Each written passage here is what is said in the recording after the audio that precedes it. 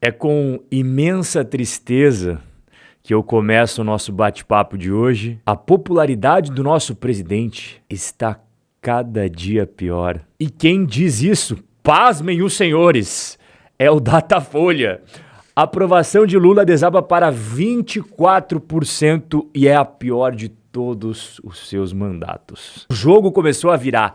Adeus precoce a Lula, impulsiona Ibovespa. Os investidores estão em êxtase porque estão percebendo que está mais próximo do que parece uma mudança no governo do nosso país. O dólar caiu, bolsa subiu e o mercado está comemorando e não está escondendo de ninguém não a queda da aprovação do presidente Lula. Mas aqui eu tenho uma pergunta para você. E eu quero que você, sem papas na língua, direto ao ponto, me diga. Já que a aprovação do Lula tá no ralo, o que você acha que ele vai fazer agora para aumentar a popularidade? Foi essa enquete que eu coloquei aqui no canal para você. Caso você não tenha respondido lá, responda aqui nos comentários. São 4 opções. Primeiro, aumentar o Bolsa Família.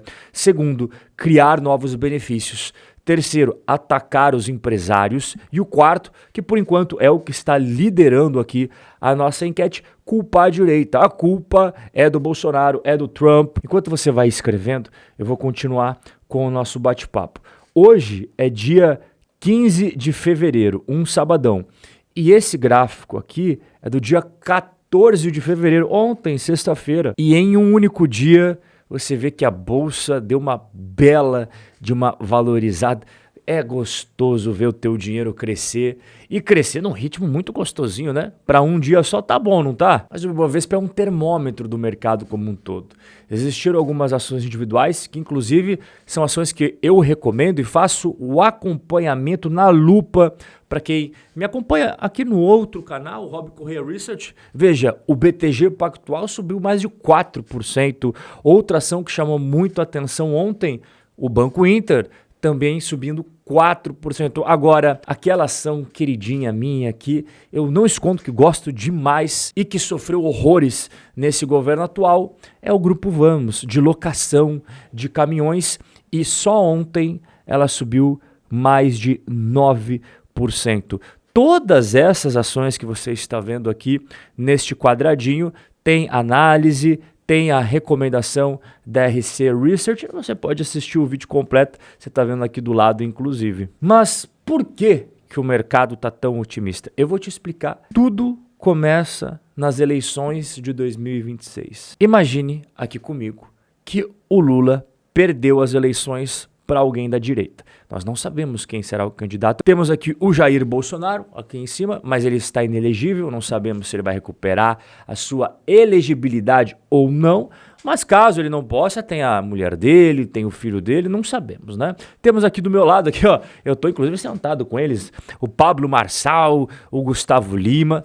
O Marçal saiu do nada para a Prefeitura de São Paulo, quase foi para o segundo turno. E o Gustavo Lima, que anunciou agora, em 2025, que sim, quer ser presidente, já está ali, ó, pau a pau com outros nomes super famosos, como, por exemplo, Tarcísio.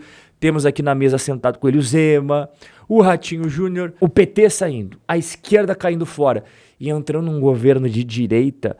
A primeira coisa que a gente vai ver é uma melhora nas contas públicas, porque hoje nós estamos com rombos fiscais muito parecido com a época da pandemia. Acontece que nós não temos pandemia nenhuma agora. Menos déficit significa menos endividamento, porque toda vez que você tem rombos fiscais aqui, você tem que fechar essa diferença com dívida pública. Então, se você reduz o seu déficit, você vai precisar menos dinheiro emprestado. Um rombo menor sinaliza responsabilidade fiscal. Então você vai ver o risco do país caindo e, consequentemente, os juros futuros da dívida. E o melhor dos mundos seria, inclusive, um espaço para superávit, que é o que o Milei está fazendo na Argentina. Você ajusta as contas públicas, passa a ter superávit e agora consegue até pagar a sua dívida pública, coisa que hoje é impensável no Brasil. A gente não consegue diminuir a dívida, né? A gente vai rolando apenas ela.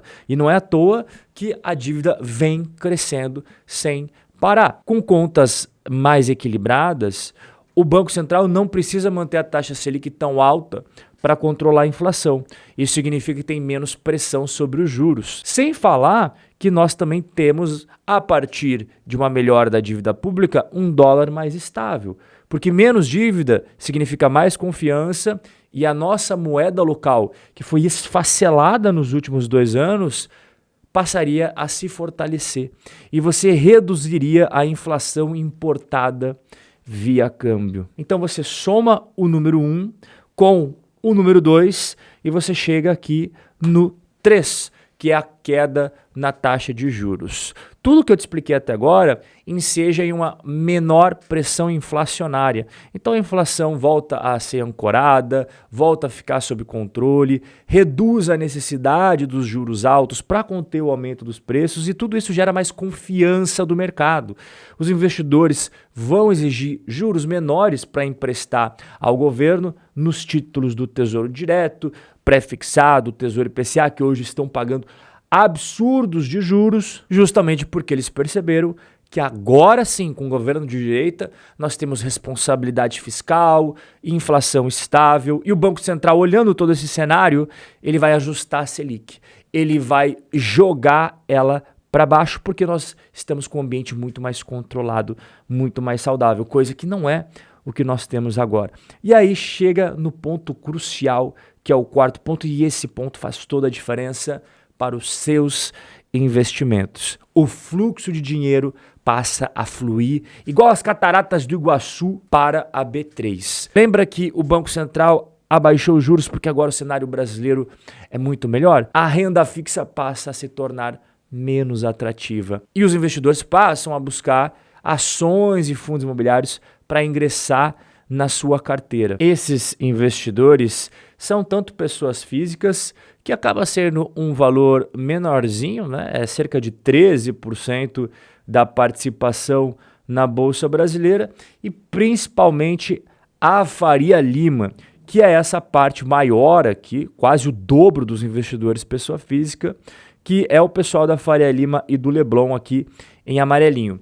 Agora, com o dólar mais controlado, o câmbio estabilizado, os gringos vão olhar para a nossa bolsa e falar, é hora de eu mergulhar. E aí quando entra o dinheiro do gringo, aí sim faz a diferença que a gente precisa. Porque como você observa aqui no gráfico, quase 60% da bolsa brasileira está nas mãos dos gringos. E quando eles entram com força, meu amigo, se prepara porque a bolsa vira um foguete. Esse é o cenário que nos aguarda caso tenha mudança em 2026. Mas agora a gente está em fevereiro de 2025. O cenário atual não é nada bom. O velocímetro do sentimento mostra para você que a gente não está no auge da depressão, mas não é nada otimista. Pelo contrário, a bolsa ela está barata agora, muito barata. Acontece que ela já estava barata em 2023, permaneceu barata em 2024 e permanece lá no chão em 2025. E ela vai continuar assim ao longo desse ano, a menos que comece a aparecer com cada vez mais força, mais robustez, mais solidez o cenário político e o gatilho é 2026. E para você escolher os melhores investimentos para a sua carteira, primeiro link na descrição ou nos comentários fixados para contar com a minha ajuda. Eu e o meu time aqui da minha consultoria RC Wealth fazemos isso para mais de 120 famílias. Venha você também cuidar da sua aqui conosco. Basta você clicar nesse botãozinho azul e depois colocar o seu nome, e-mail e WhatsApp. Pronto, é só precisa disso. E a partir daqui você deixa comigo e com a minha equipe. O nosso bate-papo de hoje vai ficando por aqui.